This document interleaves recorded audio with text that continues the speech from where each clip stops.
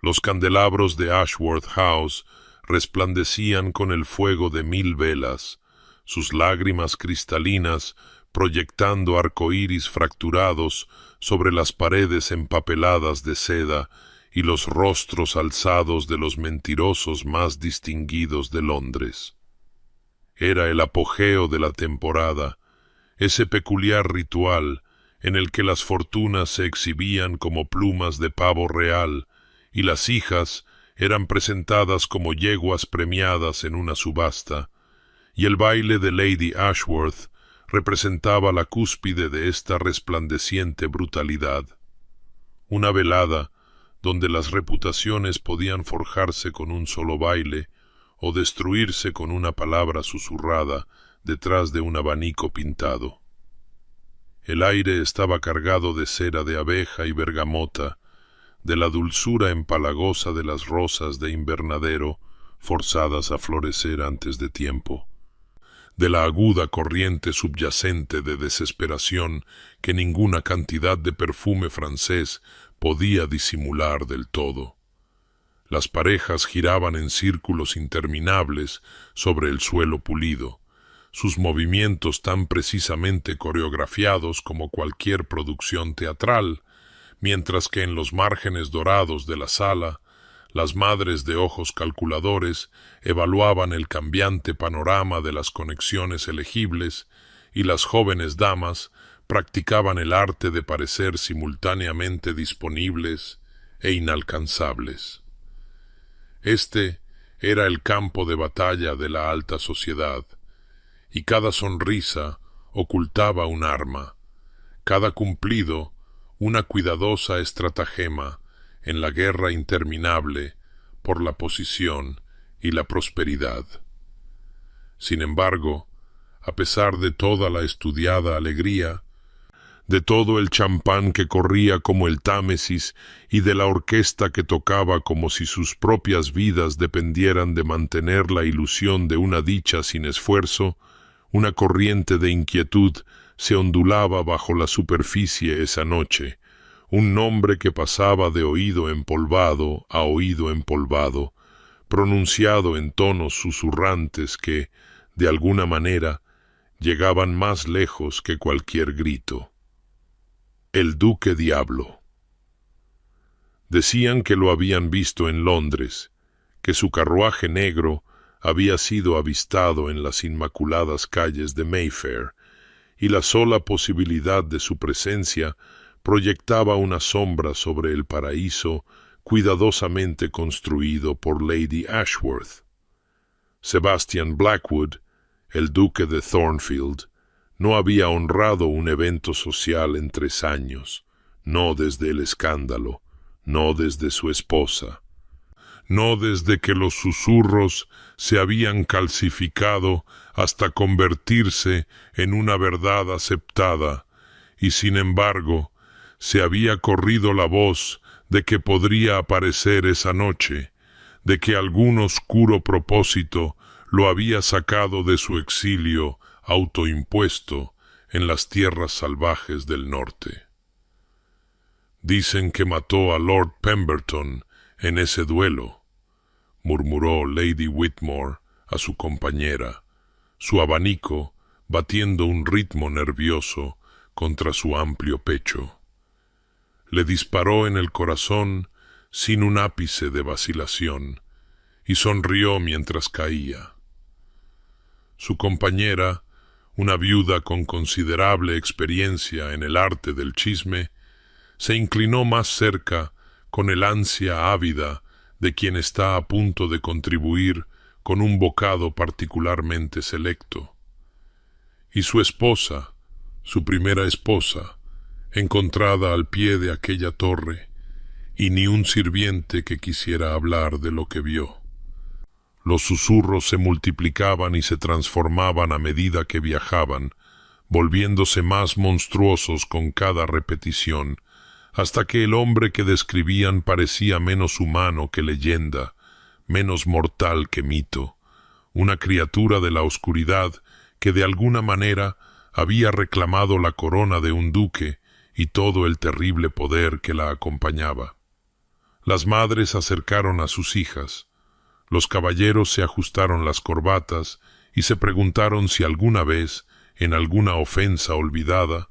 habían agraviado al apellido Blackwood. El duque Diablo aún no había llegado a Ashworth House, pero su sombra lo había precedido, y a la luz parpadeante de las velas parecía alargarse con cada momento que pasaba, extendiéndose por el salón de baile como una promesa del caos que estaba por venir.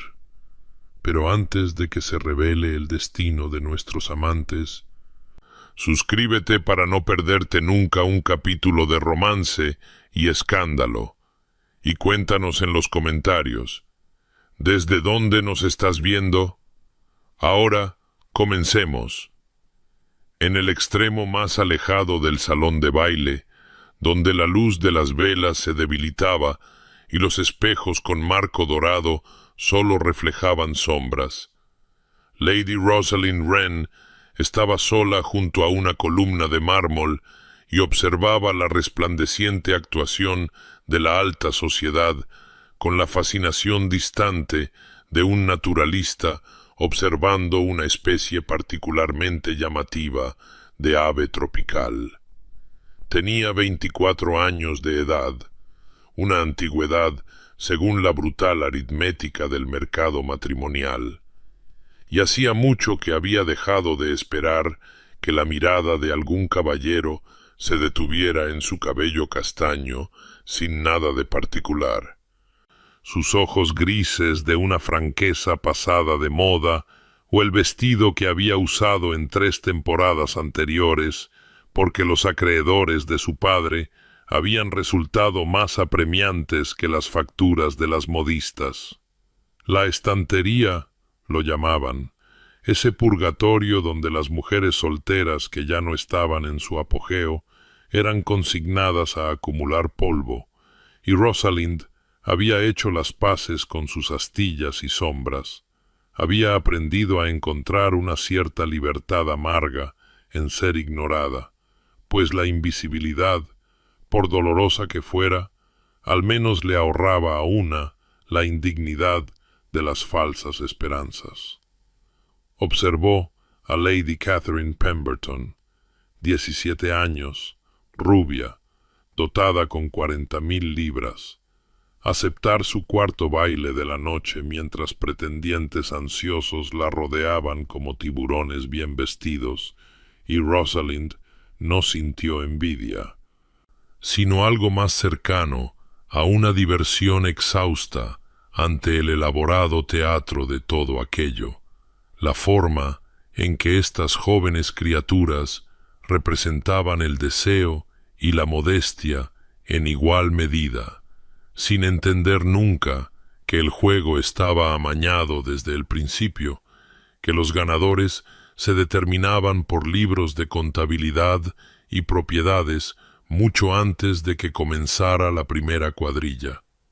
Su madre, que Dios guarde su alma gentil, había intentado prepararla para este mundo,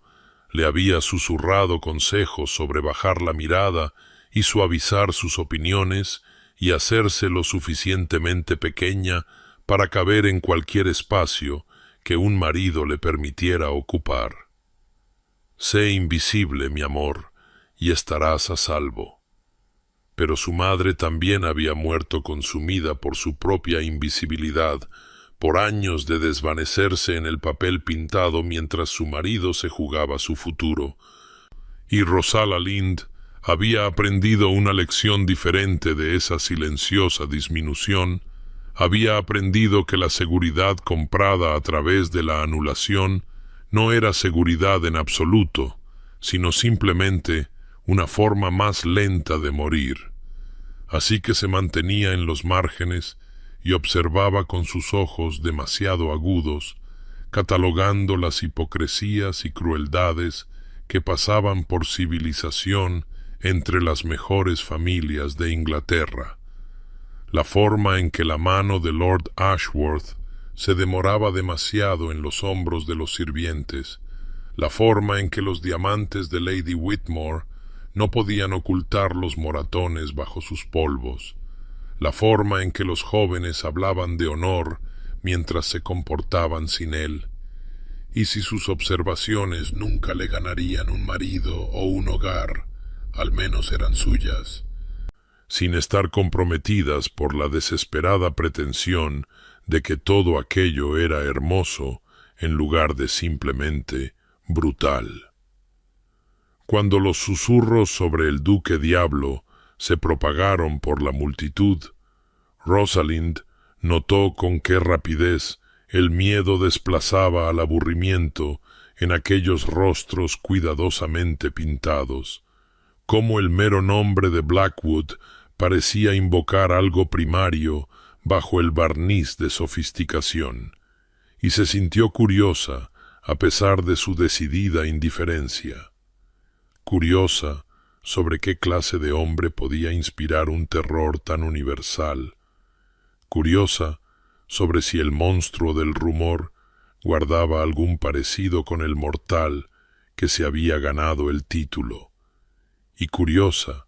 sobre todo, de por qué la perspectiva de su llegada no la hacía sentir asustada, sino extraña e inexplicablemente despierta por primera vez en toda la noche.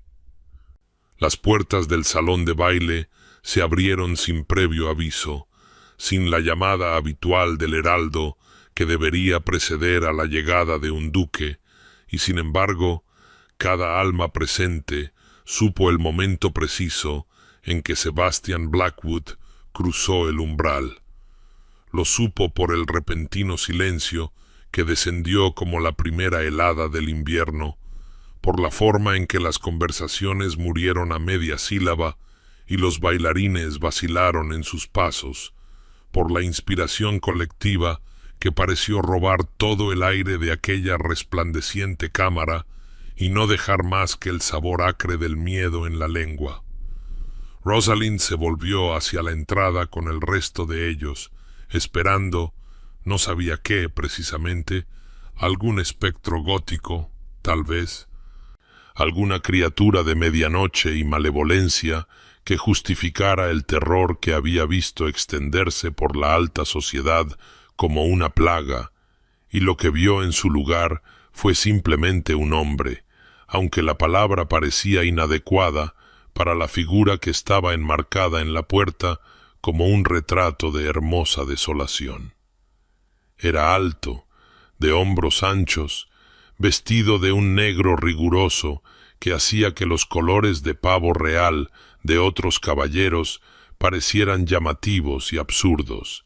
y su rostro, su rostro era el paisaje de alguna historia terrible, apuesto a la manera de las catedrales en ruinas y las costas devastadas por la tormenta, todo ángulos agudos y huecos sombríos, dominados por una cicatriz que trazaba un pálido relámpago desde su sien izquierda hasta la comisura de su boca, un recordatorio permanente de la violencia sobrevivida, si no escapada. Su cabello era oscuro como una noche sin luna,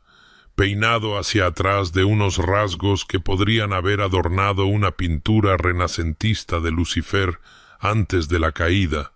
y sus ojos, incluso desde el otro lado del salón, Rosalind pudo ver que eran del gris de los cielos de diciembre,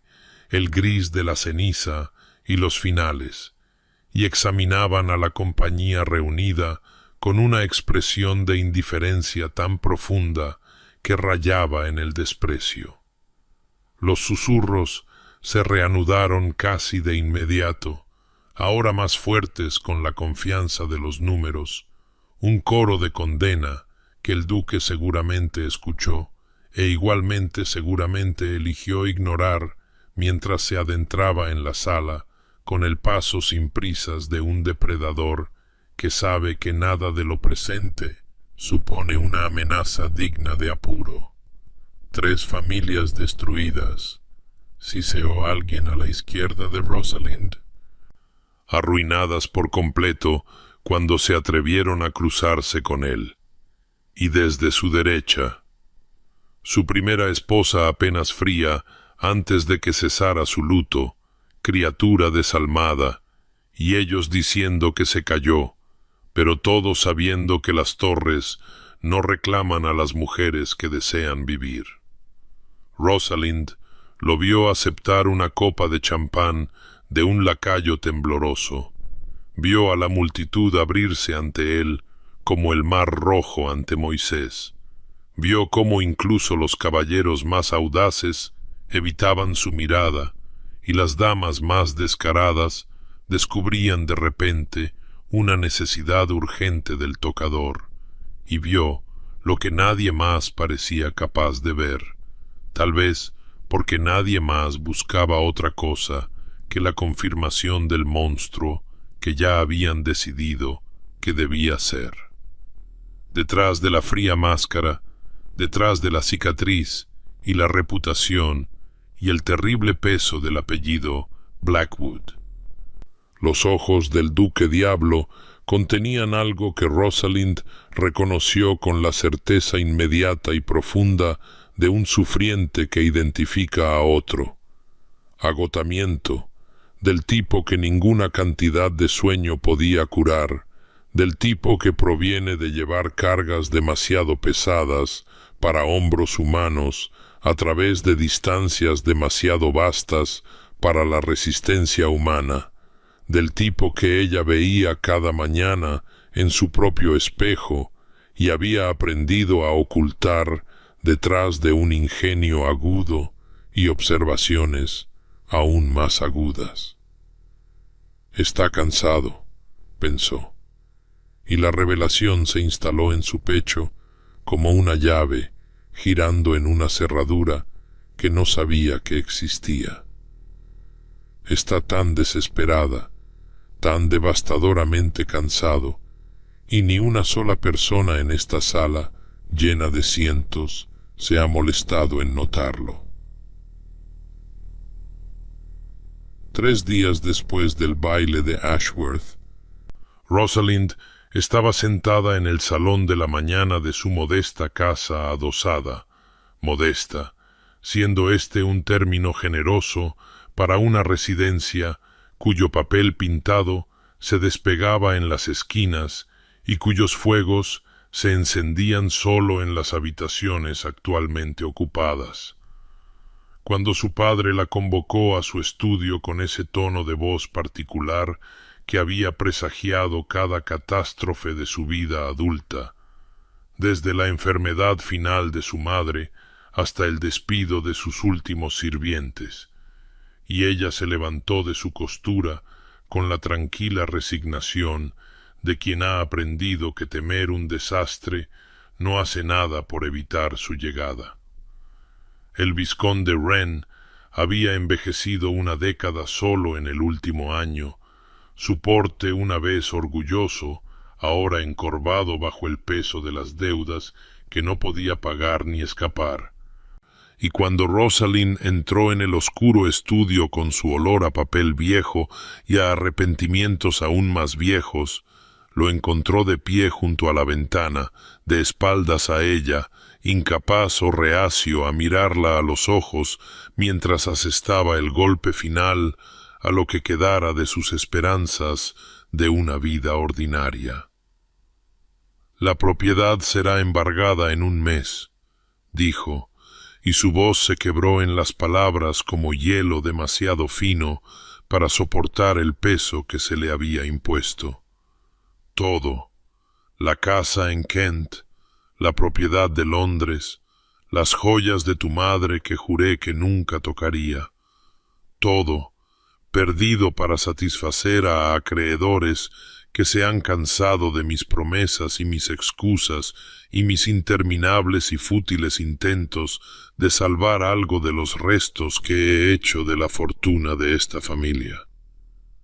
Rosalind absorbió esta noticia con la peculiar insensibilidad que se había convertido en su compañera constante, pensando en sus hermanas menores que aún creían que el matrimonio podría salvarlas, en la tumba de su madre en el cementerio de Kent, que pronto pertenecería a extraños, en las décadas de historia de los Wren, que serían subastadas para pagar la debilidad de su padre. Y entonces él se volvió para mirarla por fin, y ella vio algo peor que la desesperación en sus ojos legañosos. Vio esperanza, la terrible esperanza de un hombre que se ahoga y ha avistado un trozo de escombro flotante, y no le importa lo que deba sacrificar para alcanzarlo. «Hay una oferta», continuó, y cada palabra parecía costarle la poca dignidad que le quedaba. «Del duque de Thornfield, el que llaman el duque diablo, se ha ofrecido a pagar cada deuda, a restaurar a nuestra familia por completo, a cambio de...». No pudo terminar, pero no fue necesario. Rosalind comprendió con una claridad repentina y cristalina por qué había sido elegida, por qué un hombre infame por su reputación monstruosa querría una novia sin nada que la recomendara más que sus circunstancias desesperadas. Era perfecta precisamente porque no valía nada,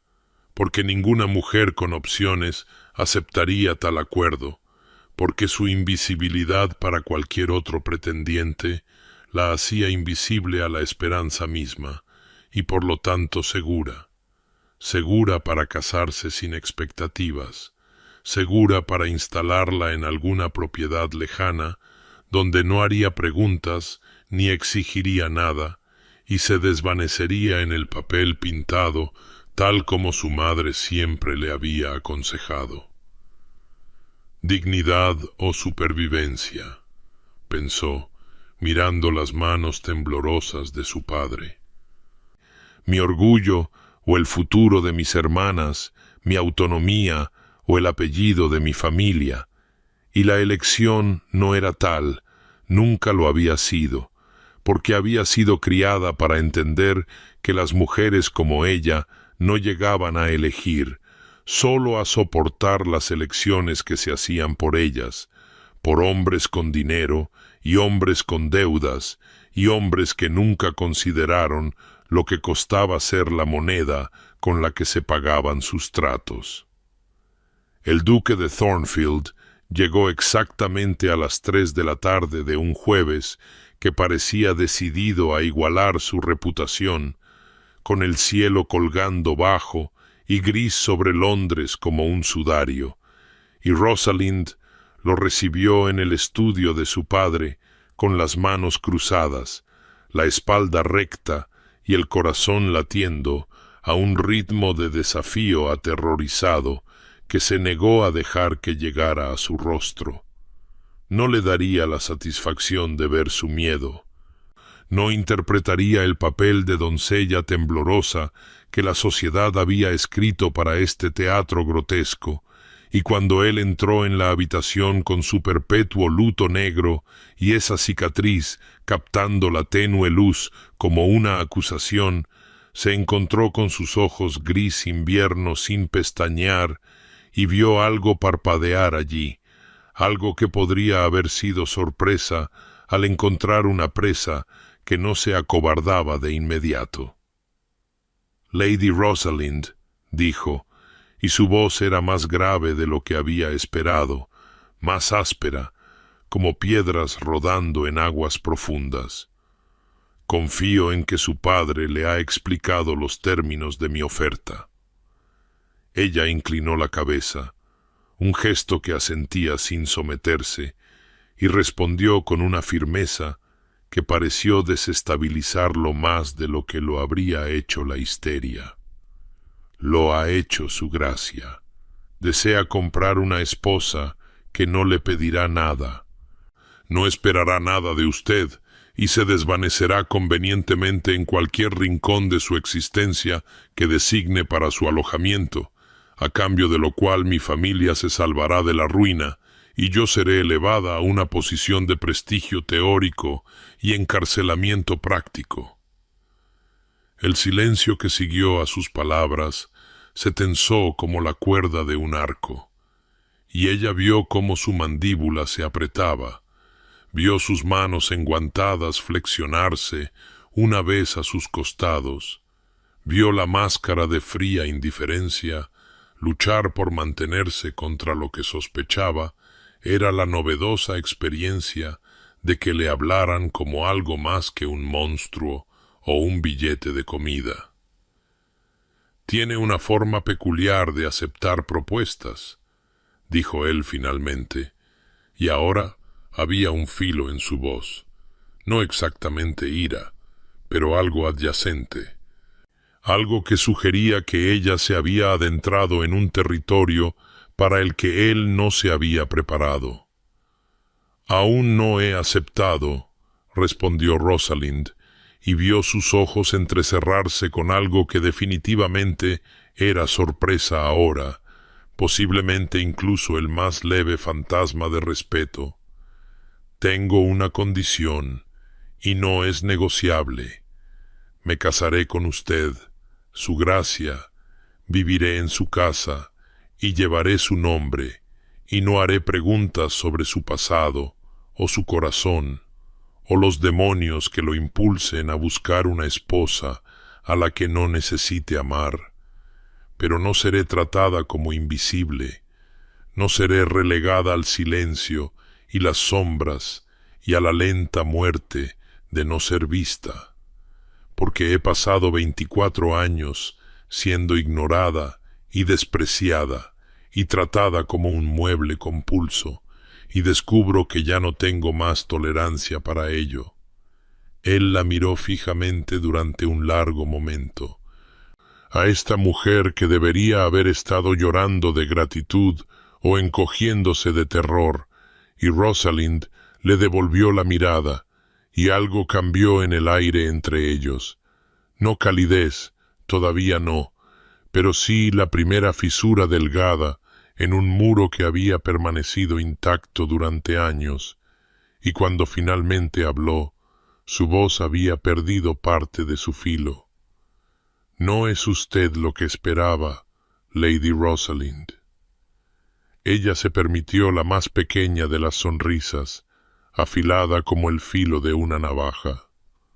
«No, su gracia, sospecho que no lo soy». La boda tuvo lugar en una mañana que parecía haber olvidado la existencia de la luz del sol, en una capilla tan pequeña y tan vacía que sus voces resonaban en las paredes de piedra como fantasmas burlándose de la pretensión de celebración. Y Rosalind pronunció sus votos con voz firme, mientras la lluvia veteaba las antiguas ventanas y Sebastián estaba a su lado, en su eterno negro, sus respuestas, cortantes y mecánicas, sus ojos fijos en algún lugar más allá de su hombro, como si no pudiera soportar ser testigo de lo que estaba haciendo, o quizás de lo que estaba comprando. No había flores, ni música, ni más invitados que su padre, que lloraba silenciosas lágrimas de alivio que parecían obscenamente gratitud. Y cuando el vicario los declaró marido y mujer, Sebastián no la besó, simplemente le ofreció el brazo con la cortesía formal que uno podría extender a un extraño en una cena, y Rosalind lo tomó con la misma formalidad, pensando: así es como empieza. Entonces, no con pasión, ni siquiera esperanza, sino con dos personas realizando una transacción y llamándolo matrimonio. El viaje en carruaje a Thornfield Hall duró 3 días, durante los cuales la lluvia no cesó y Sebastián pronunció quizás una docena de frases, la mayoría de ellas sobre la comodidad de las posadas donde se detuvieron o el progreso de su viaje, y Rosalind observó cómo el campo se transformaba de la extensión gris de Londres a colinas verdes y ondulantes,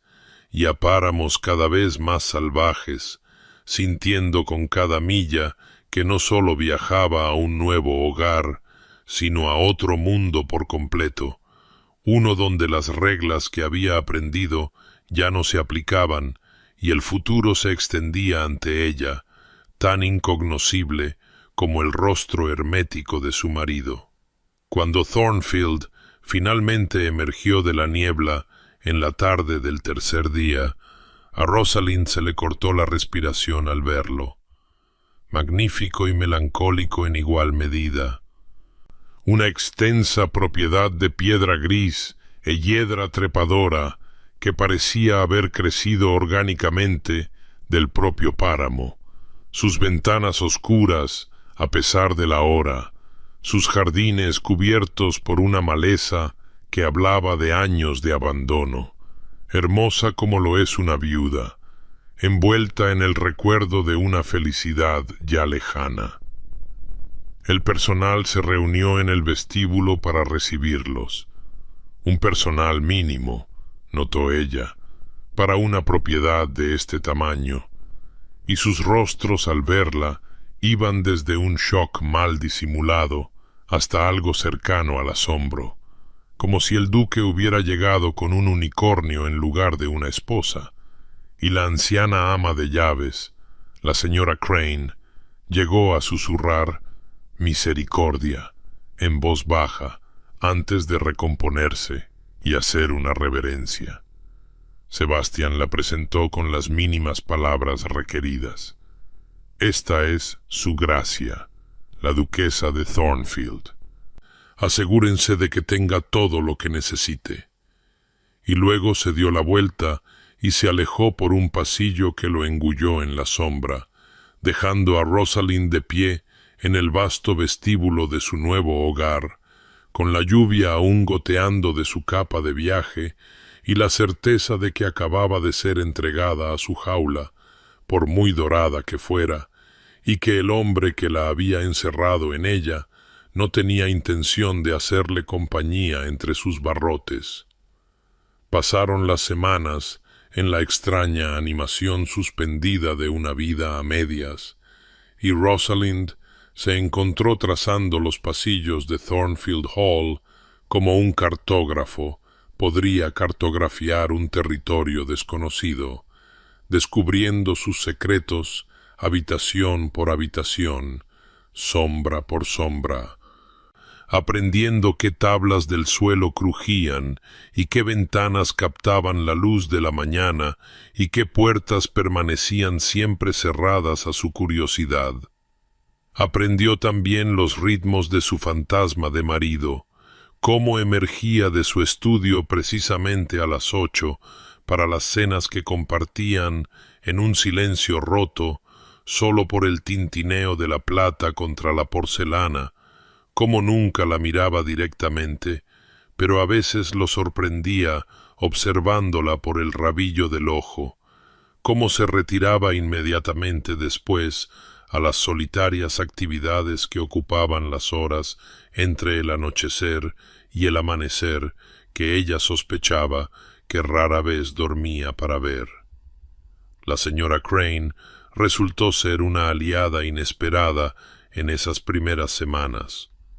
Su cautela inicial descongelándose grado a grado a medida que Rosalind demostraba que no era ni la frágil criatura llorosa que el ama de llaves había temido, ni la arribista social que podría haber esperado, y con tazas de té en la cocina, algo que habría escandalizado a la sociedad londinense, la mujer mayor comenzó a compartir fragmentos de la historia de Thornfield. Los bailes que una vez habían llenado estos salones de música, los jardines que habían sido el orgullo de la difunta duquesa, el señor que había sonreído una vez antes de que el dolor lo hubiera esculpido en la figura de piedra en que se había convertido. Fueron los jardines los que más llamaron a Rosalind, esas marañas descuidadas de lo que una vez fue belleza cultivada, rosas estranguladas por la maleza y caminos perdidos bajo años de abandono, y comenzó a pasar sus mañanas allí con guantes prestados y un viejo par de tijeras de podar, cortando la maleza centímetro a centímetro, sintiendo en el trabajo una satisfacción que no tenía nada que ver con su marido y todo que ver con recuperar algo, cualquier cosa, como propio. Siguieron pequeñas rebeliones, cada una piedra arrojada a las aguas tranquilas de la estancada existencia de Thornfield. Ordenó que se abrieran las cortinas del salón de la mañana y prohibió al lacayo que las volviera a cerrar. Colocaba flores frescas de su jardín recuperado en la mesa del comedor cada noche. Hizo quitar las fundas del pianoforte en la sala de música y tocaba por las tardes melodías sencillas que serpenteaban por los pasillos vacíos como oraciones. Sebastián se daba cuenta. Ella sabía que sí. Podía verlo en el ligero endurecimiento de su mandíbula cuando encontraba alguna nueva evidencia de su campaña contra la oscuridad que parecía decidido a preservar. Podía sentir su atención siguiendo sus movimientos, incluso cuando se negaba a reconocer su existencia con algo más que las mínimas cortesías que su acuerdo requería. Pero no decía nada, y su silencio se sentía ahora menos como indiferencia y más como una respiración contenida, como un hombre que observa arder una mecha encendida hacia algo que no se atrevía a extinguir. Fue en una noche en que el sueño se había mostrado tan esquivo como el aprecio de su marido, que Rosalind se encontró vagando por los pasillos de Thornfield en las altas horas de la madrugada, su vela proyectando sombras temblorosas en paredes que parecían respirar con secretos. Y fue solo el azar, o quizás algo más parecido al destino, lo que la llevó a pasar por la puerta de la biblioteca y la hizo detenerse ante la delgada cinta de luz dorada que escapaba por debajo de ella, pues había asumido que Sebastián estaría ya en la cama o encerrado en su estudio con los demonios que le hacían compañía en la oscuridad. La puerta estaba ligeramente entreabierta, y a través de esa rendija pudo verlo sentado en un sillón orejero ante el fuego agonizante, un libro abierto en sus manos, y lo que le cortó el aliento no fue sólo lo inesperado de encontrarlo allí, sino la transformación que la soledad había obrado en sus rasgos. Se había ido la máscara de fría indiferencia que llevaba como armadura, se había ido la curva sardónica de sus labios y los ojos que miraban a través de las personas en lugar de a ellas. Y en su lugar había algo tan crudo y desprotegido que Rosalind sintió que se había topado con un hombre en medio de una oración, o de un duelo, o de alguna comunión privada demasiado sagrada para testigos. Estaba leyendo en voz alta, se dio cuenta, su voz apenas un murmullo, y aunque no podía distinguir cada palabra, captó fragmentos que reconoció como versos. Ella camina en la belleza, como la noche.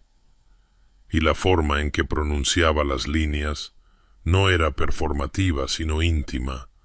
como si la poesía fuera una carta escrita solo para él, como si cada palabra le costara algo precioso de decir. Su rostro a la luz del fuego era más joven de lo que nunca lo había visto,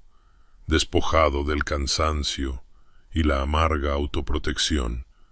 y comprendió con una claridad repentina y devastadora que este no era el rostro de un monstruo, sino de un hombre que había sido herido tan profundamente que había olvidado cualquier otra forma de existir. Vio dolor allí, sí, pero también una soledad tan profunda que parecía haberse tallado en sus mismos huesos, y algo en su propio pecho,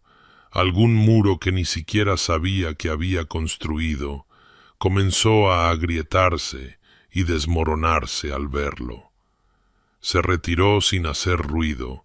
apretándose contra la pared del pasillo, mientras su vela parpadeaba y su corazón realizaba extrañas acrobacias detrás de sus costillas, y no volvió a la puerta de la biblioteca, aunque una parte de ella anhelaba abrirla de par en par y exigir saber quién era él realmente, debajo de todos los rumores y la reputación. Aún no, se dijo a sí misma. Él no está listo, y quizás yo tampoco lo estoy. Cuando finalmente encontró el camino de regreso a sus aposentos y descorrió las pesadas cortinas para mirar hacia el páramo, descubrió que la lluvia había cesado por primera vez desde su llegada a Thornfield, y las nubes comenzaban a separarse para revelar un puñado de estrellas tan brillantes que parecían promesas, y Rosalind se quedó en la ventana hasta que el amanecer comenzó a teñir el horizonte de rosa, pensando en poesía y luz de fuego, y en la expresión en el rostro de un diablo cuando se creía completamente solo. El pueblo de Thornfield se encontraba a unas 2 millas de la gran casa, un conjunto de cabañas de piedra y tiendas modestas reunidas alrededor de una iglesia cuyo campanario había vigilado estos páramos durante 300 años, y fue en una mañana fresca, cuando el cielo colgaba pálido y prometedor sobre el brezo, que Rosalind ordenó que prepararan el pequeño carruaje, decidida a aventurarse más allá de las puertas de hierro de la finca y descubrir qué clase de mundo existía a la sombra de la temible reputación de su marido. Esperaba frialdad. Se dio cuenta mientras el carruaje serpenteaba por el camino lleno de baches. Esperaba que los aldeanos la miraran con la misma distancia cautelosa que la sociedad londinense siempre había mostrado al duque diablo. Esperaba quizás incluso hostilidad hacia la mujer que se había unido a su monstruo local, y se preparó en consecuencia, alisándose los guantes y componiendo sus rasgos en la agradable neutralidad que le había servido en tantos campos de batalla sociales.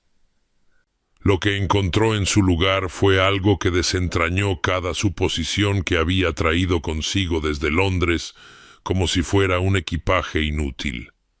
La esposa del tendero le hizo una cálida reverencia y le entregó un frasco de ciruelas en conserva como regalo de bodas. El anciano vicario habló de la generosidad de su gracia hacia la restauración de la iglesia, con lágrimas amenazando en las comisuras de sus ojos legañosos. Y cuando Rosalind se detuvo para admirar la ordenada escuela con sus persianas recién pintadas y el sonido de las voces de los niños recitando sus letras en el interior, la maestra, una joven viuda llamada Señora Pemberton, salió para tomarle las manos y explicarle que la escuela existía solo porque el duque había financiado su construcción y continuaba pagando su salario, sin pedir nada a cambio, excepto que los niños del pueblo de Thornfield recibieran la educación que la pobreza de otro modo les habría negado. «Salvó a mi Thomas», le dijo la esposa del herrero sobre el mostrador de la única tienda del pueblo, su voz baja con la reverencia usualmente reservada para santos y salvadores, y la historia que surgió fue la de un joven ahogado en las deudas de su padre, enfrentando la prisión de deudores y la destrucción de su familia, hasta que el duque había pagado silenciosamente a cada acreedor y solo pidió que Thomas continuara el oficio de su padre. Nunca se lo dijo a nadie. Su gracia no lo hizo que Thomas jurara mantenerlo en secreto, pero nosotros lo sabemos, todos lo sabemos, y no hay una familia en este pueblo que no haya sentido su amabilidad de una forma u otra, aunque él preferiría morir antes que admitir algo de eso. Rosalind regresó a su carruaje en una especie de aturdimiento, su mente dando vueltas a estas revelaciones como piedras en el lecho de un río, cada una suavizada por la corriente de la verdad, hasta convertirse en algo que no se parecía en nada a las rocas afiladas de la reputación que Londres había construido como un muro alrededor de Sebastian Blackwood. El monstruo paga las pensiones de las viudas, el diablo financia escuelas para niños pobres, el hombre del que susurran en los salones de baile ha salvado más almas en este pequeño pueblo que todas las sociedades benéficas de la alta sociedad juntas, y ha ocultado cada amabilidad detrás de una máscara de crueldad, como si la bondad fuera algo de lo que avergonzarse. Y mientras Thornfield Hall aparecía a la vista, sus ventanas captando la luz de la tarde como ojos que finalmente se abren después de un largo sueño, Rosalind sintió que las preguntas se multiplicaban en su pecho, exigiendo respuestas que sospechaba que su marido nunca había tenido la intención de dar. Lo encontró en su estudio esa noche, de pie ante los altos ventanales que daban al páramo, de espaldas a la puerta y con las manos entrelazadas a la espalda en esa postura de rígido control que había llegado a reconocer como su armadura contra el mundo, y cuando ella entró sin llamar, una pequeña rebelión que había cultivado durante estas semanas, él no se giró, aunque ella vio el ligero endurecimiento de sus hombros que le indicó que sabía exactamente quién había irrumpido en su soledad. «He visitado el pueblo hoy», dijo sin preámbulos, y algo en su tono debió advertirle que esta no sería su habitual danza de educada cortesía y silencio estratégico, pues él se volvió por fin para mirarla, su expresión componiéndose en la familiar máscara de fría indiferencia, incluso mientras sus ojos delataban un destello de algo que podría haber sido aprensión. «En efecto», respondió él, la única palabra plana como una piedra arrojada a aguas tranquilas, y Rosalind sintió una oleada de algo entre frustración y admiración.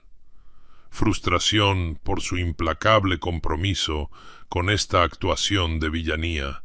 admiración por la pura y obstinada dedicación que debía requerir ser tan completamente malinterpretado por elección. «Me contaron cosas interesantes», continuó ella, adentrándose más en la habitación, negándose a dejarse intimidar por la forma en que él se erguía en toda su formidable altura. «Sobre escuelas y pensiones de viudas y el hijo de un herrero salvado de la prisión de deudores, sobre un duque que esconde sus bondades como otros hombres esconden sus pecados», y vio el momento en que sus palabras dieron en el blanco, vio la máscara agrietarse ligeramente antes de que la rabia se apresurara a sellar la brecha, y cuando él habló su voz era el invierno mismo, lo suficientemente fría como para quemar. «Cesará esta investigación sobre asuntos que no le conciernen», dijo, cada palabra precisa como una cuchilla. «No me casé con usted para que sirviera de mi confesor o mi cronista, y cualquier chisme tonto que los aldeanos le hayan contado, le sugiero que lo olvide de inmediato». Pero Rosalind había pasado demasiados años siendo silenciada.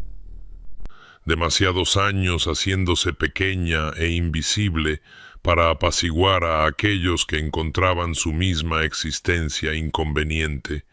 y algo en ella había cambiado fundamentalmente durante esas semanas tranquilas en Thornfield. Había encontrado su voz en los espacios que él había dejado vacíos. Había descubierto su propia fuerza en el jardín que estaba devolviendo a la vida, y no iba a rendirla ahora simplemente porque él envolviera su miedo en furia y lo llamara autoridad. «No le tengo miedo», dijo, y su voz no tembló, aunque su corazón martilleaba contra sus costillas. «Creo que quizás nadie le ha tenido miedo de verdad, su gracia, y ese es precisamente el problema. Ha llevado esta máscara tanto tiempo que ha olvidado que es una máscara. Ha interpretado al monstruo tan convincentemente que se ha perdido dentro del papel. Y descubro que no me interesa estar casada con una ficción cuando la verdad es mucho más fascinante». Su rostro se puso blanco, luego rojo, y por un momento ella pensó que podría gritar, que finalmente desataría cualquier tempestad que viviera detrás de esos ojos gris tormenta. Pero en lugar de eso, él simplemente se giró y pasó junto a ella, fuera del estudio y hacia el pasillo que se oscurecía, y el sonido de sus botas en el suelo de mármol resonó como una retirada de un campo de batalla que no esperaba perder. Rosalind se quedó sola en las sombras crecientes, temblando por las secuelas de su propio coraje, sabiendo que había herido algo profundo dentro de él, e insegura de si había comenzado una curación o simplemente había abierto una herida más antigua. Los días que siguieron estuvieron marcados por la conspicua ausencia de Sebastian, una retirada tan completa que Rosalind podría haberse creído viuda en lugar de esposa. Tomaba sus comidas en su estudio, salía a cabalgar antes del amanecer y regresaba después del anochecer. Y en las raras ocasiones en que sus caminos se cruzaban en los pasillos de Thornfield Hall, él la miraba como si ella se hubiera convertido en el fantasma y él en el vivo. Y esta estudiada evasión le dijo más claramente que cualquier palabra que su confrontación había dado en el blanco. Había encontrado algún lugar tierno bajo la armadura que llevaba como una segunda piel, y ella se encontró atrapada entre el impulso de perseguir y la sabiduría de esperar, insegura de qué camino podría conducir a la curación y cuál a un mayor daño. Fue la señora Crane quien finalmente rompió el silencio, apareciendo junto a Rosalind una tarde gris, mientras ella estaba en el jardín restaurado, contemplando las ramas desnudas que en primavera brotarían con las rosas que había rescatado de una muerte casi segura, y el rostro curtido del ama de llaves tenía una expresión de tan grave deliberación que Rosalind supo, antes de que se pronunciara una palabra, que algo significativo estaba a punto de ser revelado. «Se estará preguntando por la primera duquesa», dijo la señora Crane sin preámbulos, su voz baja como si las propias paredes pudieran contar historias. «Por Lady Eleanor y lo que le sucedió, porque no puede entenderlo a él sin entender eso. Y creo…» Hizo una pausa, pareciendo sopesar su lealtad contra una necesidad mayor. «Creo que quizás es hora de que alguien le cuente la verdad en lugar de dejarla reconstruir las mentiras que la sociedad ha esparcido como veneno por todos los salones de Inglaterra». La historia que surgió durante la siguiente hora, contada con la voz vacilante de la señora Crane, mientras el viento otoñal agitaba las hojas moribundas a su alrededor, no fue el cuento de asesinato que Londres susurraba. Fue algo mucho más terrible en su cotidianidad, mucho más trágico en su impotencia. Eleanor había sido hermosa y frágil, una criatura de luz y sombra, cuya mente nunca había estado del todo anclada al mundo que el resto de ellos habitaba, y Sebastian la había amado con la devoción desesperada de un hombre que intenta retener agua en sus manos ahuecadas. Viéndola escurrirse entre sus dedos sin importar cuán fuertemente los apretara. Trajo médicos de Londres, de París, de Viena, continuó la señora Crane, sus ojos distantes por el recuerdo. Se sentó con ella durante las noches oscuras cuando veía cosas que no estaban allí, la abrazó cuando lloraba por razones que no podía nombrar, y cuando finalmente... La voz del ama de llaves se quebró, y Rosalind sintió su propia garganta apretarse con un dolor solidario. Cuando finalmente caminó hacia el lago, en una mañana muy parecida a esta,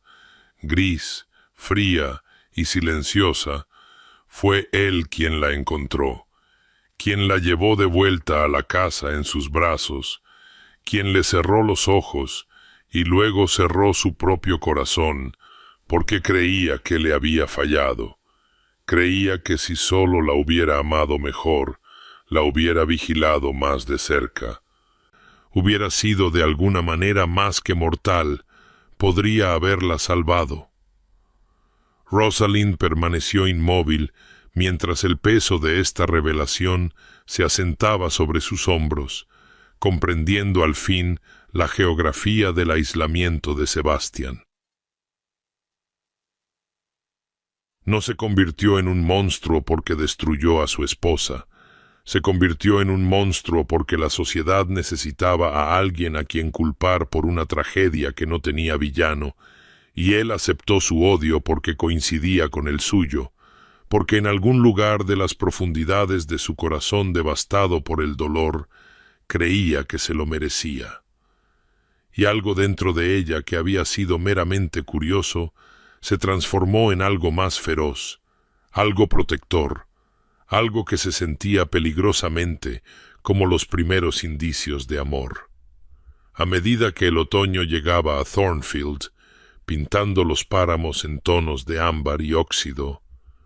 Rosalind tomó una decisión que resultaría más poderosa que cualquier confrontación. Eligió simplemente permanecer, estar presente sin exigir, ofrecer estabilidad en lugar de asedio, y en esta campaña silenciosa descubrió un arma contra la cual los muros cuidadosamente construidos de Sebastian no tenían defensa, pues los había erigido para resistir el asalto, no la paciencia. Se había acorazado contra la ira, la acusación y el miedo, pero se encontró completamente desprevenido ante una mujer que no le pedía nada, excepto que le permitiera existir en su órbita, que llenaba los espacios de su casa vacía con calidez y esperaba infinitamente a que él decidiera si deseaba entrar en la luz que ella creaba o permanecer para siempre en la sombra. El cambio no llegó en grandes gestos, sino en momentos tan pequeños que podrían haber sido pasados por alto por cualquiera que no observara con la cuidadosa atención que Rosalind había cultivado. Primero, comenzó a aparecer a la hora del té sin ser convocado, instalándose en la silla frente a la de ella, con un libro que rara vez leía,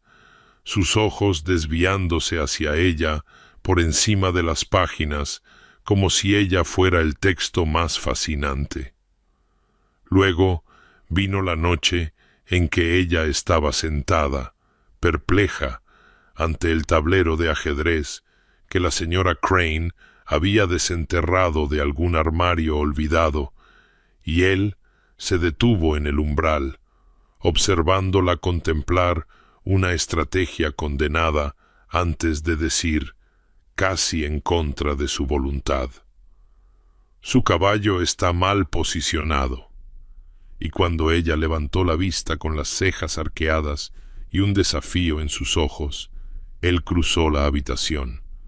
se hundió en la silla opuesta y procedió a desmantelar sus defensas con una eficiencia despiadada que la dejó riendo de su propia derrota, y el sonido de su risa pareció sorprenderlo, como si hubiera olvidado que tales sonidos podían existir dentro de estos muros, y por un instante, un latido, no más. La comisura de su boca se elevó en lo que casi podría haber sido una sonrisa. El jardín también marcó su progreso en su propio lenguaje silencioso. Rosalind había trabajado durante el verano moribundo y hasta el otoño refrescante, limpiando años de abandono, devolviendo a la vida raíces latentes con una paciencia y determinación que igualaban su enfoque hacia su marido, y contra toda lógica, contra toda expectativa de la estación, un único rosal cerca del muro sur estalló en flor, sus flores carmesí desafiantes contra el frío de octubre. Y cuando Sebastián la encontró allí una mañana, con las manos sucias de tierra y el rostro sonrojado de triunfo mientras acunaba una flor perfecta, se quedó mirándola durante un largo momento antes de pronunciar palabras que le costaron más de lo que ella podía imaginar. «Ha devuelto este lugar a la vida», dijo, y su voz contenía algo crudo bajo su cuidada neutralidad, algo que sugería que no hablaba solo de jardines,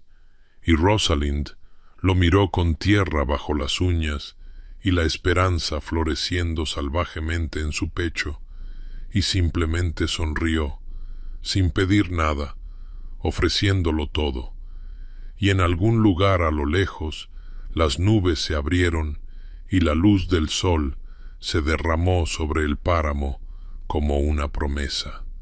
La noche que lo cambió todo entre ellos llegó sin fanfarria ni aviso, asentándose sobre Thornfield Hall con la tranquila inevitabilidad de una nevada. Y Rosalind se encontró acurrucada en la silla junto al fuego de la biblioteca con un libro que hacía tiempo que había dejado de fingir leer, sus pensamientos vagando por el laberinto de las últimas semanas, cuando Sebastián apareció en el umbral, no retirándose esta vez, no pasando de camino a algún lugar donde ella no estaba, sino deteniéndose allí como si reuniera valor antes de cruzar para tomar la silla opuesta a la suya, y durante un largo rato simplemente se sentaron en un silencio cómplice, el fuego crepitando su antiguo lenguaje entre ellos, hasta que Rosalind se oyó decir palabras que nunca había tenido la intención de compartir, palabras que surgieron de algún pozo profundo de soledad acumulada. Mi madre me dijo, cuando tenía 15 años y ya era demasiado sencilla y demasiado mordaz para atraer a los pretendientes que mi familia necesitaba, que mi única esperanza era volverme invisible, no ocupar espacio, no hacer demandas, existir tan silenciosamente que tal vez algún hombre pasaría por alto mis deficiencias el tiempo suficiente para casarse conmigo por conveniencia, y lo intenté. Su voz se quebró en algo que podría haber sido dolor, o podría haber sido una vieja ira que finalmente encontraba salida.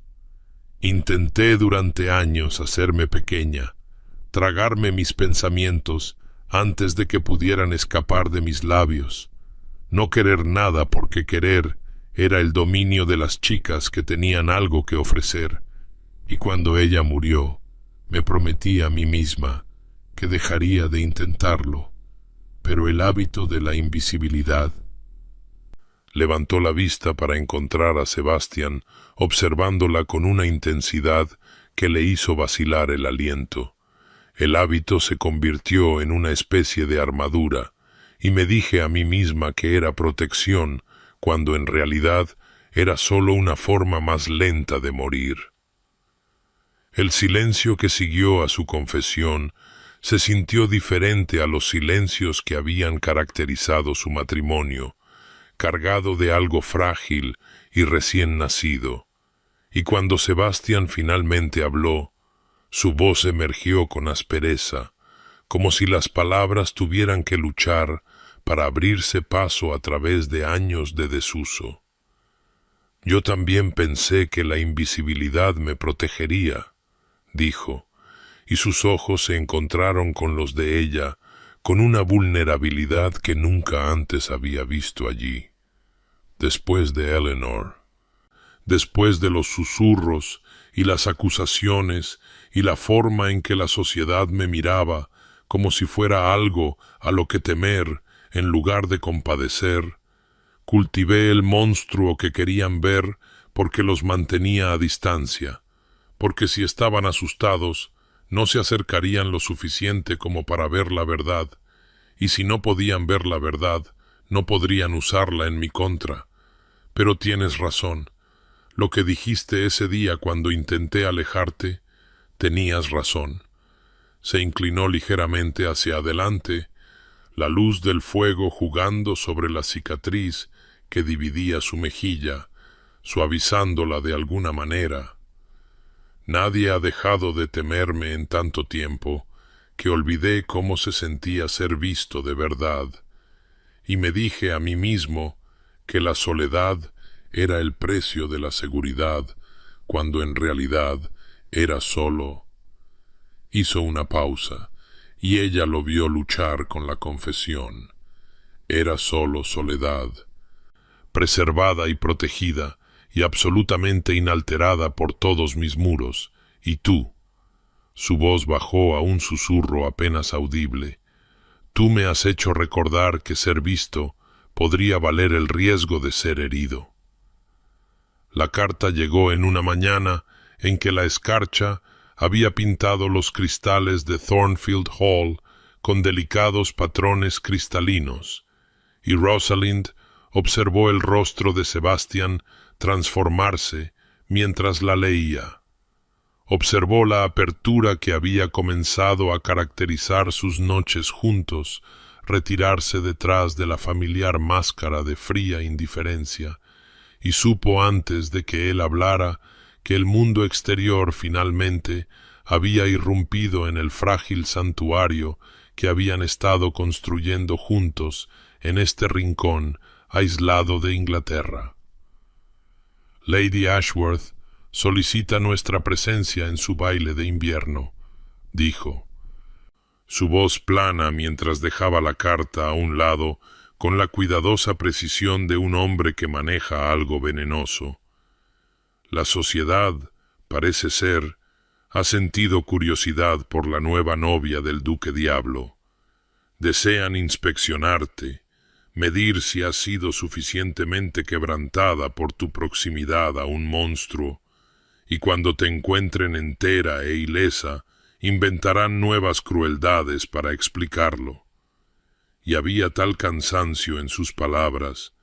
tal agotamiento profundo ante la perspectiva de regresar a la arena donde su reputación había sido forjada en susurros y acusaciones, que Rosalind sintió su corazón contraerse con una emoción que aún no estaba lista para nombrar. Se levantó de su silla y se acercó a donde él estaba junto a la ventana, lo suficientemente cerca como para tocarlo pero sin hacerlo, y vio la tensión enrollada en sus hombros, la línea rígida de su mandíbula, y comprendió que se estaba preparando para negarse,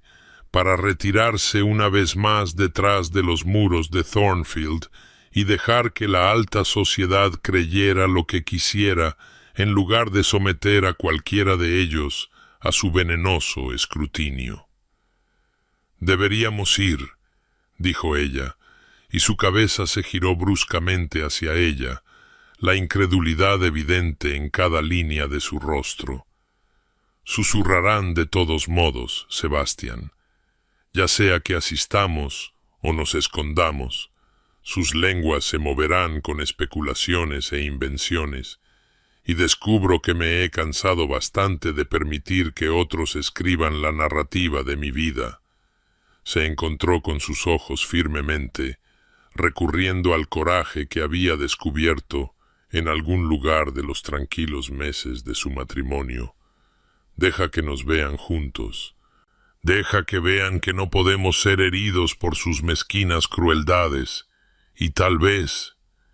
Hizo una pausa, eligiendo sus palabras con cuidado. «Tal vez es hora de que la alta sociedad aprenda que hay algunas cosas que sus susurros no pueden destruir». Él la miró fijamente durante un largo momento, y ella vio algo cambiar detrás de sus ojos. Asombro, quizás, o el amanecer del reconocimiento de una verdad que no esperaba encontrar en un matrimonio construido sobre la conveniencia y la desesperación. Y cuando habló, su voz era áspera, con una emoción que pareció sorprenderlo tanto como a ella. «¿Los enfrentarías voluntariamente, sabiendo lo que dirán, sabiendo cómo te mirarán, a nosotros?» Y Rosalind sonrió, sintiendo el calor de la certeza extendiéndose por su pecho.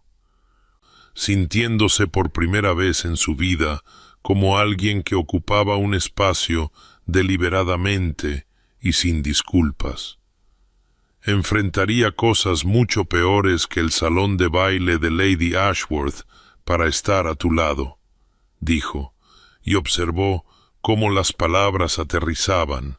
cómo atravesaban la armadura que él había pasado años construyendo, y en sus ojos vio algo encenderse, algo frágil y feroz y aterrador en su intensidad, y aunque ninguno de los dos pronunció su nombre, ambos lo reconocieron por lo que era, el primer verdadero despertar de un amor que ninguno se había atrevido a esperar. El salón de baile de Ashworth resplandecía con la misma luz de velas despiadada que Rosalind recordaba de aquella noche de hacía casi un año, cuando había estado en sus márgenes, invisible y resignada, observando a la alta sociedad realizar sus elaborados rituales de crueldad. Pero ahora no era invisible, no con la mano de Sebastián apoyada en la parte baja de su espalda mientras descendían juntos la gran escalera, no con todos los ojos de la asamblea volviéndose hacia ellos con un hambre apenas disimulada de escándalo, y sintió el peso de su escrutinio como una presión física contra su piel, incluso mientras levantaba la barbilla y se enfrentaba a sus miradas con la calma firme que había aprendido en los silenciosos salones de Thornfield. Los susurros comenzaron de inmediato, un susurro de malicia que los siguió a través de la multitud como el viento entre hojas secas. La novia de Caridad, oyó murmurar a alguien, y «¿Cuánto tiempo antes de que se canse de esta?» y «Se ve bastante bien para ser una mujer que vive con un asesino». Y a través de todo ello, Sebastián permaneció como un pilar de fría compostura a su lado, aunque ella podía sentir la tensión enrollada en los músculos de su brazo donde descansaban sus dedos, podía sentir el tremendo esfuerzo que le costaba soportar las miradas de reojo y los estremecimientos teatrales de las damas que apartaban sus faldas como si su mera proximidad pudiera contaminarlas. Lady Ashworth Los recibió con una sonrisa que nunca llegó a sus ojos, su bienvenida goteando una condescendencia melosa, y la primera hora transcurrió en un agotador desfile de cumplidos, con doble sentido y exclusiones deliberadas. Invitaciones a conversaciones que de alguna manera nunca incluían a Rosalind, parejas de baile que se materializaban para otras damas, pero nunca se acercaban a ella. Una demostración sistemática de exactamente dónde se situaba la novia del Duque Diablo en la estimación de la sociedad. Ella lo soportó todo con una gracia que no sabía que poseía, extrayendo fuerza de la firme presencia de Sebastian, de las miradas privadas que intercambiaban y que decían volúmenes que la alta sociedad no podía oír, hasta que Lord Ashworth, envalentonado por el champán y las risitas de agradecimiento de sus aduladores, alzó la voz para que se oyera por encima de los bailarines cercanos y declaró con teatral perplejidad: «Confieso mi curiosidad, Thornfield, ¿qué es exactamente lo que se le ofrece a un caso de caridad como regalo de bodas? ¿Quizás un nuevo par de medias remendadas o la promesa de comidas regulares?» La risa que se extendió por la asamblea fue afilada y cruel, y Rosalind se sintió encoger instintivamente. Sintió el viejo hábito de la invisibilidad tratando de alcanzarla, pero antes de que pudiera retirarse, Sebastian dio un paso adelante, y su voz, cuando habló, cortó el salón de baile como una cuchilla de hielo. Uno podría preguntarse, Ashworth, ¿qué regalo le ofrece un hombre a su esposa cuando sus deudas superan el valor de su patrimonio por triplicado? Cuando su amante luce joyas que su señora esposa cree que fueron vendidas para mantener las apariencias. Cuando su escaño en el Parlamento fue comprado con fondos malversados del fideicomiso para huérfanos que su padre estableció. Pero me olvido, pues seguramente tales preguntas serían indiscretas en compañía educada. Y hizo una pausa, dejando que el devastador silencio se extendiera mientras el rostro de Lord Ashworth perdía todo color. Baste decir que le di a mi esposa mi nombre, mi protección y mi respeto, productos que, a diferencia de sus pretensiones de superioridad, no están hipotecados hasta el punto del absurdo. El salón de baile se había quedado completamente en silencio, y en ese silencio resonante, Rosalind comprendió que algo irreversible había ocurrido. Sebastian la había elegido, la había reclamado, la había defendido ante la misma sociedad que le había enseñado a no esperar nada más que desprecio, y mientras él se giraba para ofrecerle su brazo con formal cortesía, ella vio en sus ojos no el frío cálculo del Duque Diablo, sino algo feroz y tierno y aterrador, algo que se parecía notablemente al amor. El carruaje se balanceaba por las heladas calles de Londres, y en la oscuridad rota solo por el parpadeo de las lámparas al pasar, Rosalind se encontró temblando, no de frío, aunque la noche de invierno era gélida, sino por las réplicas de lo que había ocurrido en aquel resplandeciente salón de baile, por el recuerdo de la voz de Sebastian cortando a la aristocracia reunida como una espada forjada en furia justa, y cuando finalmente se atrevió a hablar, sus palabras surgieron apenas por encima de un susurro. No tenías que hacer eso, exponerte a su escrutinio, convertir a Ashworth y a todos sus aliados en enemigos, por mí. Y Sebastian, que había estado mirando por la ventana bordeada de escarcha, como si los edificios que pasaban contuvieran respuestas a preguntas que aún no había aprendido a hacer, se volvió para mirarla con una expresión que nunca le había visto llevar. cruda, desprotegida, despojada de cada cuidadosa defensa que había construido durante años de aislamiento y acusación. No podía soportarlo, dijo, y su voz se quebró en las palabras como el hielo rompiéndose sobre aguas profundas. Estar allí y ver cómo te menospreciaban, oír cómo te reducían a un caso de caridad, a una criatura lamentable de la que burlarse. Tú, que me has mostrado más coraje en tu silenciosa constancia de lo que he presenciado en toda una vida entre los llamados hombres honorables. Y hizo una pausa, luchando visiblemente con emociones que había pasado años negándose a reconocer. Eleanor, mi primera esposa, no era fuerte como tú lo eres, Rosalind. Era frágil de maneras que no comprendí hasta que fue demasiado tarde. Y cuando la oscuridad se la llevó, cuando eligió dejar este mundo en lugar de permanecer en él conmigo, creí. Su voz se rompió por completo, y Rosalind vio lágrimas acumularse en unos ojos que una vez había creído incapaces de tal vulnerabilidad.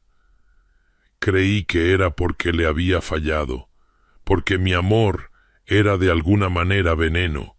porque todos los que se acercaban a mí estaban destinados a ser destruidos por la proximidad, y así resolví no volver a dejar que nadie se acercara, hacerme tan monstruoso que nadie deseara intentarlo, negarme a tener a alguien a quien pudiera perder, porque no podría sobrevivir a otra pérdida.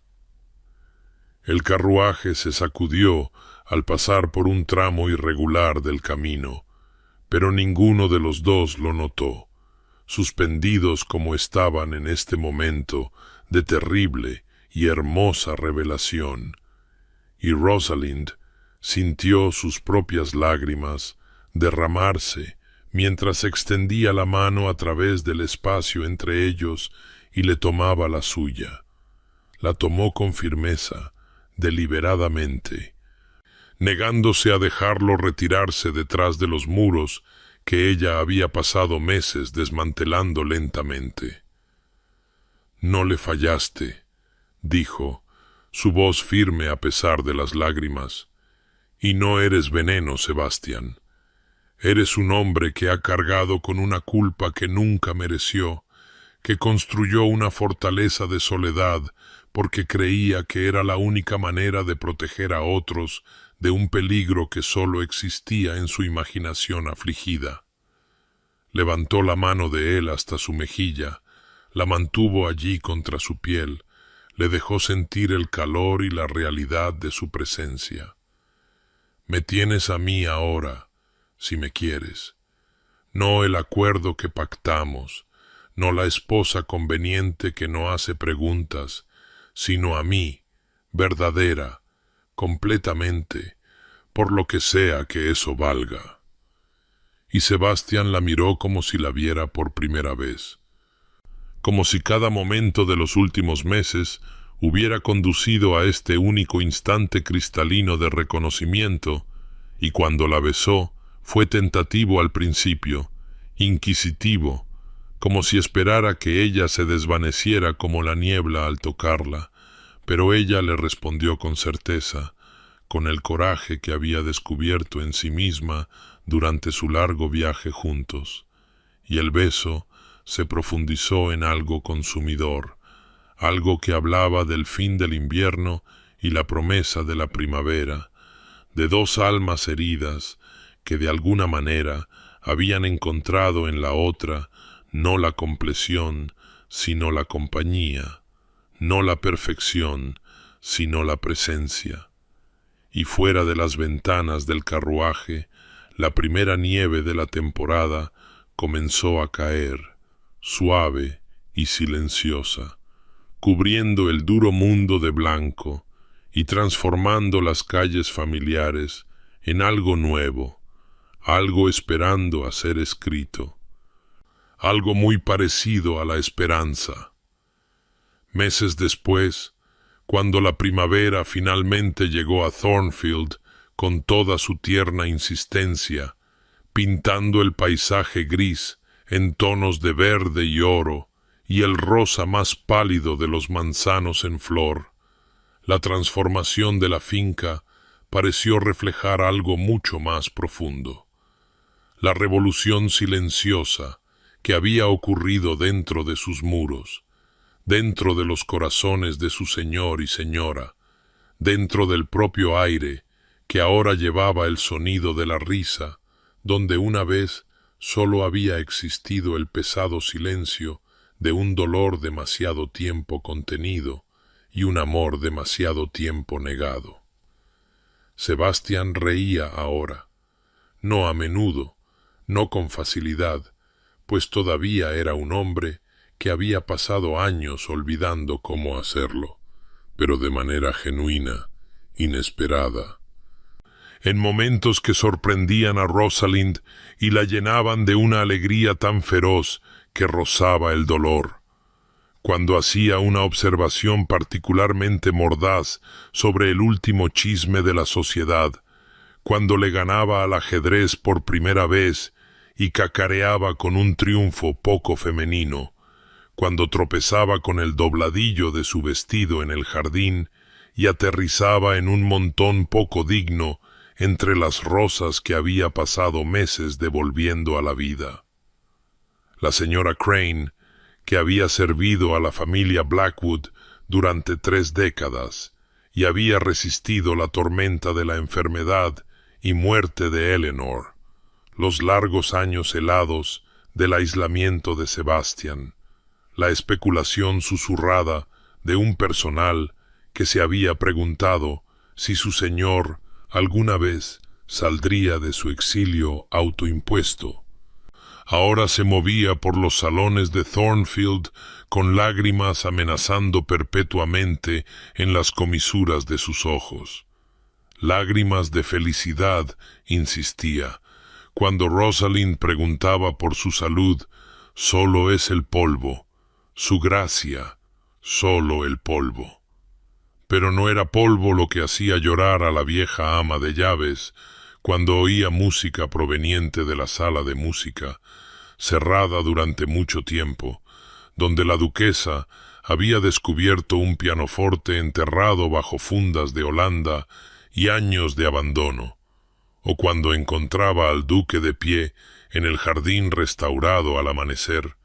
observando a su esposa cortar flores con una expresión de ternura tan desnuda que parecía casi indecente presenciarlo.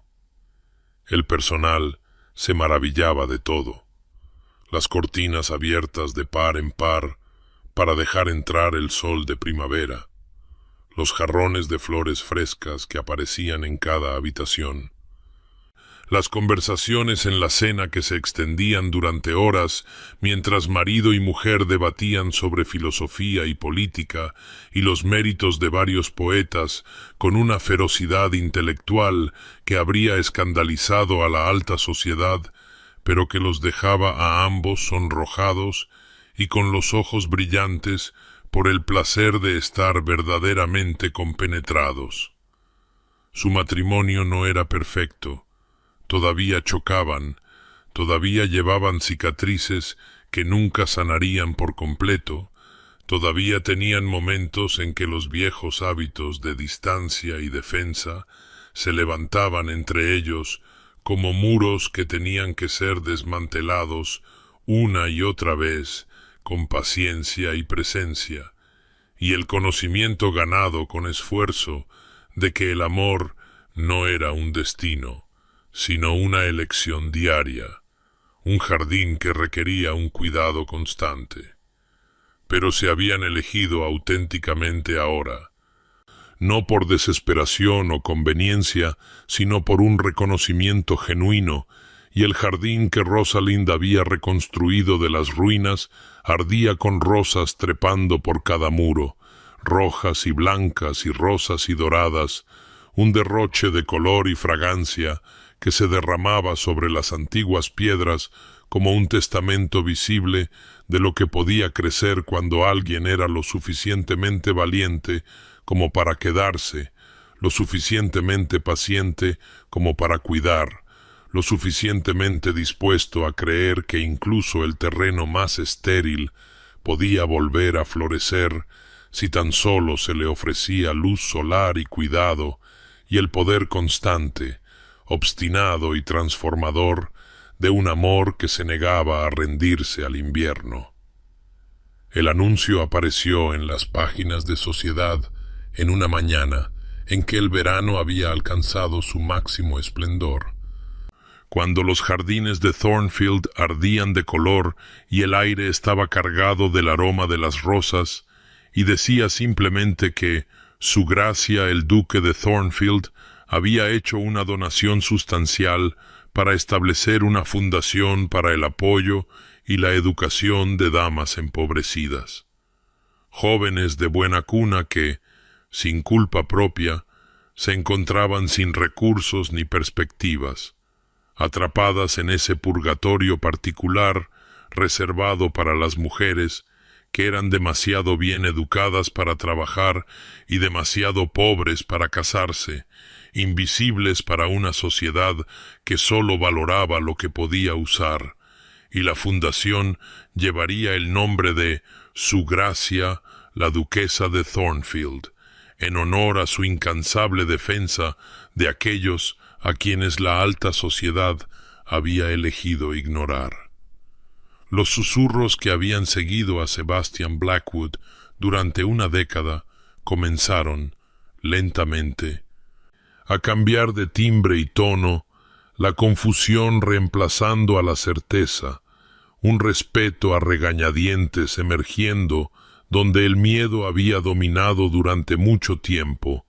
pues aquí estaba el Duque Diablo, realizando un acto de generosidad tan pública que incluso sus detractores más decididos encontraban difícil mantener sus narrativas.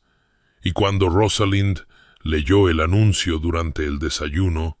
sus manos temblando ligeramente al dejar el periódico, encontró a Sebastian observándola con una expresión que se había vuelto familiar en los últimos meses, pero que todavía tenía el poder de robarle el aliento. Ternura desprotegida, amor sin vergüenza, el rostro de un hombre que finalmente había dejado de esconderse de la posibilidad de la felicidad. «No me lo dijiste», dijo, y él se levantó de su silla para acercarse a ella, para tomar sus manos entre las suyas y llevarlas a sus labios con una reverencia que habría parecido imposible en el frío extraño con el que se había casado en aquella escasa ceremonia hacía lo que parecían vidas enteras. «Tú me enseñaste», dijo en voz baja, «que la reputación no es nada, menos que nada, junto a la opinión de aquellos que realmente nos ven, que había pasado años construyendo muros para protegerme de susurros que nunca podrían haberme herido tan profundamente como mi propio aislamiento, que el juicio de la alta sociedad era una jaula en la que había elegido habitar cuando la puerta nunca había estado cerrada con llave». Y Rosalind sintió que las lágrimas asomaban a sus ojos al recordar a la niña que había sido, de pie en los márgenes de los salones de baile, perfeccionando el arte de la invisibilidad porque había creído que era su única defensa contra un mundo que la había considerado sin valor. «Y tú me enseñaste», respondió ella, su voz firme a pesar de la emoción que amenazaba con abrumarla, que ser invisible nunca fue seguridad, fue rendición, una muerte lenta del espíritu disfrazada de autopreservación, y que lo más valiente que podía hacer no era esconderme de aquellos que pudieran rechazarme, sino mostrarme completamente y confiar en que en algún lugar, de alguna manera, habría ojos capaces de reconocer lo que otros habían pasado por alto. Y Sebastián la atrajo hacia sí, la sostuvo contra su corazón, a la luz de la mañana que entraba por ventanas que ya no estaban envueltas en una penumbra perpetua, y fuera, a través de las puertas abiertas, el jardín que ella había reconstruido de las ruinas se extendía en gloriosa abundancia, un testamento viviente de lo que podía florecer cuando alguien era lo suficientemente valiente como para creer que incluso el terreno más estéril merecía la oportunidad de florecer. 3 años más tarde, en una tarde en que el final del verano había pintado Thornfield en tonos de ámbar y oro, y las rosas que trepaban por cada antiguo muro habían alcanzado su última y magnífica floración antes de la inevitable llegada del otoño. La finca que una vez se había erigido en melancólico aislamiento, una viuda de luto, susurraban los lugareños, una tumba para un hombre vivo. Ahora resonaba con sonidos que habrían parecido imposibles para cualquiera que hubiera conocido al Duque Diablo en aquellos años oscuros en que caminaba por sus salones solo, con su dolor y su culpa como única compañía, el brillante repique de la risa de los niños resonando en habitaciones que habían estado en silencio durante tanto tiempo, la música de pequeños pies corriendo por suelos que los sirvientes ahora pulían con